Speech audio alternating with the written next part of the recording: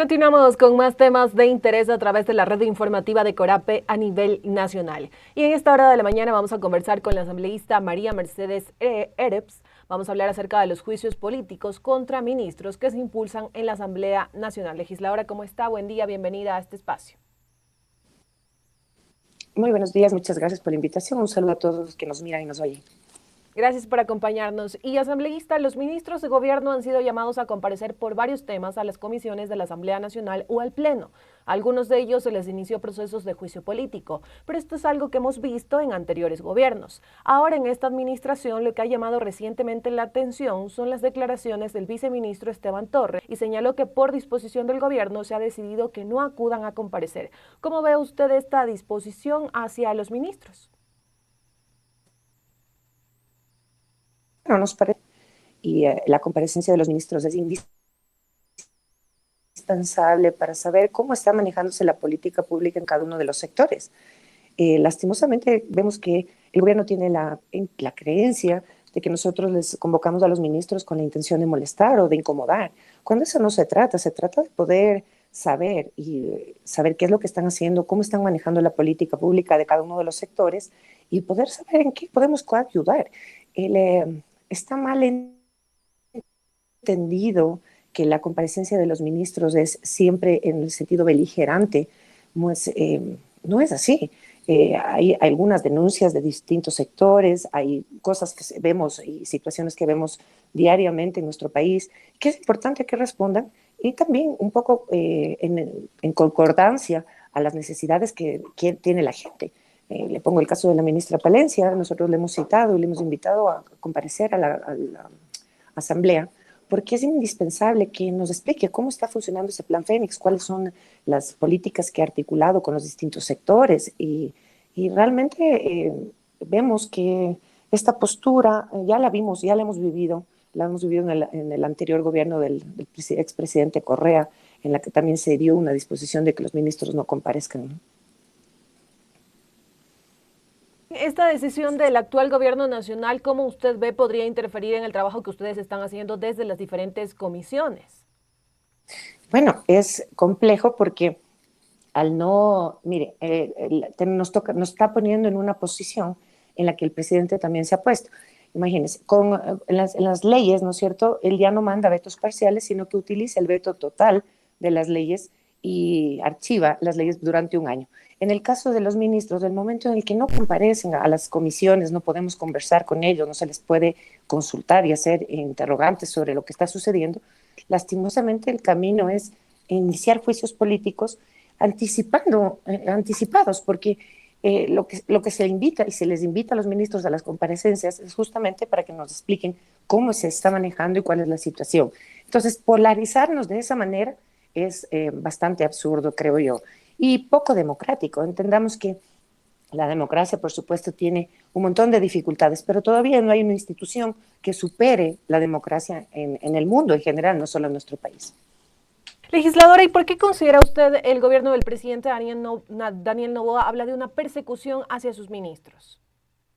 Bueno, me imagino que es porque cuando comparecen los ministros no les gustan las preguntas que se les hacen en los distintos sectores, pero lastimosamente, como todo funcionario público, tenemos la obligación de responder a las inquietudes que a través de los legisladores, que somos el primer poder del Estado, porque somos la representación de los territorios, de cada uno de los territorios del país, y por eso es que la Asamblea es el primer poder del Estado, y en base a las consultas, a las inquietudes, a las dudas y a los problemas que tiene cada uno de nuestros territorios, nosotros les convocamos a los ministros para que ellos son los que ejecutan o deberían ejecutar la política pública en el país. Entonces, son quienes son los llamados a contestar estas interrogantes.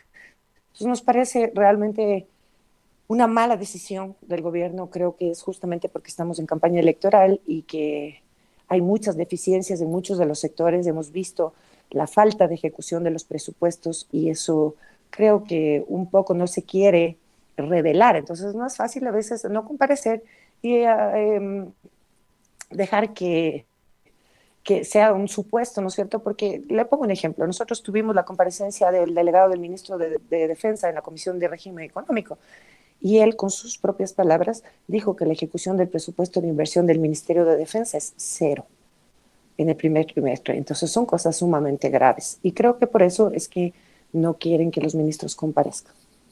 Y usted ha hablado acerca de una mala decisión del gobierno nacional. También hace un momento le escuchaba que hacía referencia a estos vetos presidenciales que ha enviado el presidente Daniel Noboa a algunos temas que han sido aprobados por la Asamblea Nacional. Esta administración inició con una buena relación, se podría decir una relación de consensos entre el Ejecutivo y el Legislativo, pero sin duda a medida de los meses, pues esta relación no ha ido continuando de esa buena manera. Y en este caso se habla de confrontaciones, inclusive se hablan de algunos temas que se les acusa desde el Ejecutivo a la Asamblea Nacional y viceversa. A estas malas decisiones que usted ha señalado toma el Gobierno Nacional, ¿qué otra le añadiría para lograr lo que precisamente están ahora, que es una relación no tan buena entre el Ejecutivo y el Legislativo? Yo les cuento una cosa, desde el legislativo nosotros hemos aprobado y hemos sacado adelante todas las leyes y las iniciativas que han venido del Ejecutivo. Yo creo que hay una mala percepción. Lo que pasa es que lastimosamente cuando tenemos candidatos que también están en funciones, buscan una forma, ¿no es cierto? Una forma es buscar con quién confrontar. Y por supuesto es más fácil confrontar con la Asamblea que al ser un cuerpo colegiado que tiene muchos miembros, tiene una reacción lenta en relación a lo que se pueda plantear.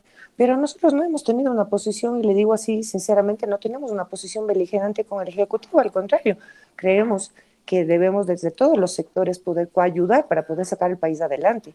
Lastimosamente, cuando se ha trabajado, se trabaja alguna ley que toma, la ciudadanía conoce que toma bastantes meses de trabajo, de elaboración, de invitación de expertos, de todos los sectores para poder levantar un proyecto de ley, nos parece un poco absurdo que se use la figura de un veto total a leyes que no se pueden volver a tratar en un año. Por ejemplo, casos específicos como lo del Seguro Social. Tenemos gravísimos problemas y denuncias del Seguro Social, todos estamos viendo la situación que nos encontramos y sí nos parecía que es un poco absurdo hacer una declaración y hacer un veto total sobre una ley y no poder tratar esta ley cuando es de dominio público y de interés público.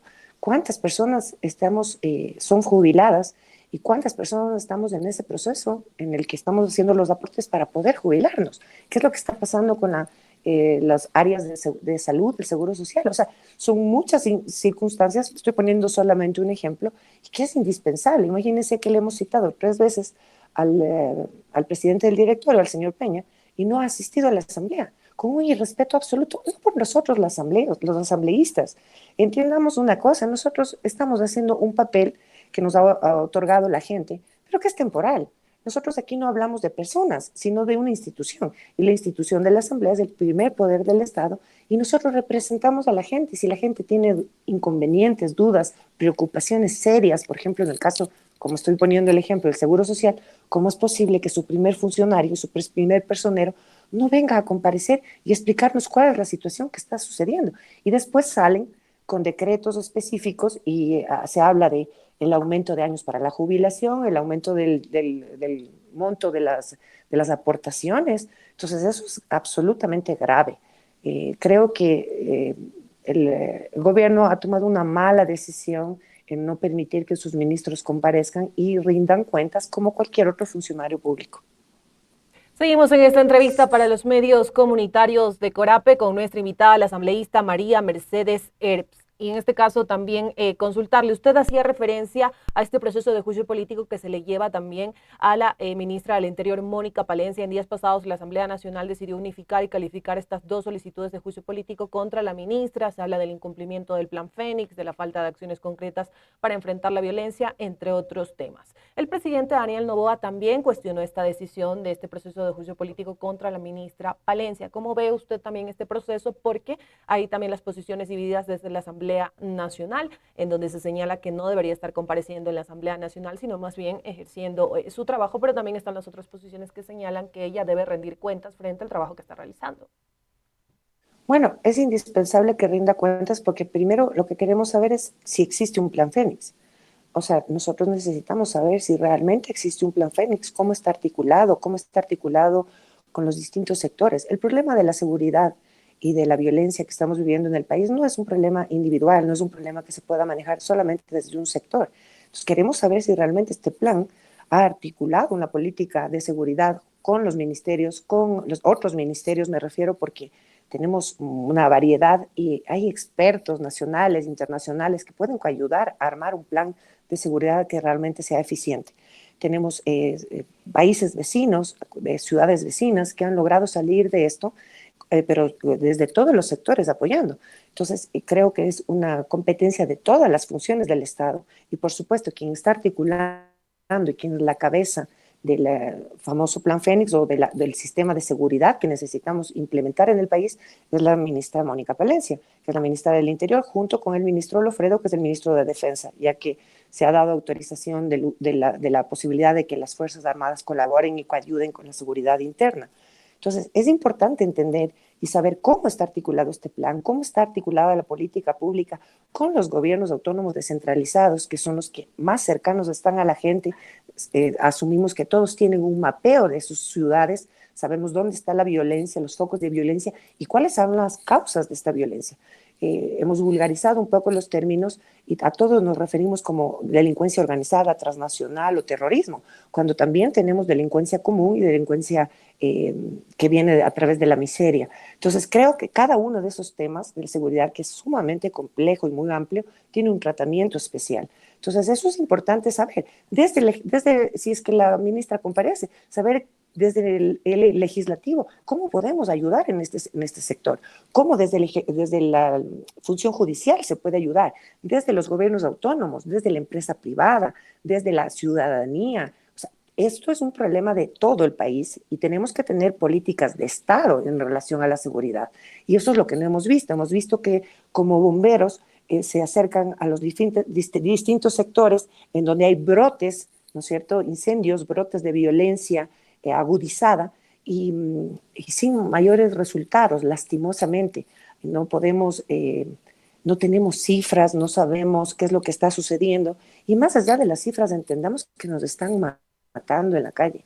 Las personas tenemos miedo de salir, las familias tienen miedo de salir a tomar un café, de poder salir e incentivar un poco el turismo. O sea, es una situación que afecta en todos los sentidos y desde todos los sectores debemos ayudar. Entonces, yo, por ejemplo, yo mocioné que la ministra, el bloque de seguridad de la ministra Palencia y el ministro Lofredo comparezcan al Pleno, se les mandó un listado de cuestionamientos para que nos comenten y nos cuenten qué estaban. Entendamos una cosa, no es una crítica destructiva y un juicio político no es una crítica, un daño destructivo. Entendamos que es un llamado de atención fuerte para poder hacer un giro en esa política porque vemos que no está funcionando en general. Los funcionarios tenemos que cumplir ciertas cosas que están determinadas en la Constitución y una de esas, por supuesto, rendir cuentas.